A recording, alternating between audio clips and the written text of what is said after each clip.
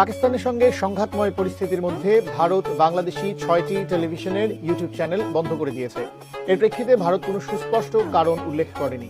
বিষয়টি নিয়ে বাংলাদেশ সরকারের তথ্য প্রযুক্তি মন্ত্রণালয়ের প্রধান উপদেষ্টার বিশেষ সহকারী ফয়েজ আহমেদ তৈয়ব ভারতকে কঠোর হুঁশিয়ারি দিয়েছেন। কি হুঁশিয়ারি দিয়েছেন? বিস্তারিত থাকছে জান্নাতুল নাহার জেরির ডেস্ক রিপোর্ট। ভারত সরকার জাতীয় নিরাপত্তার কারণ দেখিয়ে 6টি বাংলাদেশি টেলিভিশন চ্যানেলের ইউটিউব সম্প্রচার বন্ধ করে দিয়েছে ইউটিউব কর্তৃপক্ষ।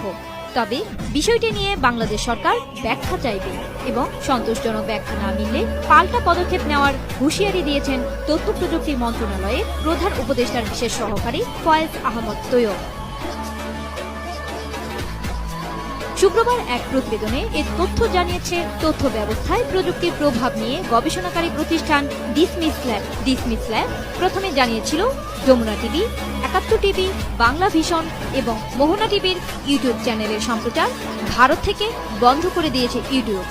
পরে শনিবার তাদের হালনাগাদ তথ্যে আরও 2টি চ্যানেল সময় টিভি ও ডিবিসি নিউজের নাম যুক্ত হয়। সব মিলিয়ে ভারতে বাংলাদেশের 6টি ইউটিউব ভেরিফাইড চ্যানেল দেখা যাচ্ছে না। এসব চ্যানেলের মোট সাবস্ক্রাইবার 5 কোটিরও বেশি। ভারতের ভূ অবস্থান থেকে এই টিভিগুলোর ইউটিউব চ্যানেলে প্রবেশ করা যাচ্ছে না।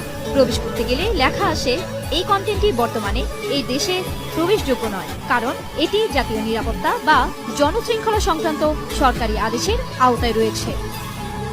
বিষয়টি নিয়ে শুক্রবার রাতে ফয়েজ আহমেদ নিজের ফেসবুক অ্যাকাউন্টে একটি পোস্ট দেন।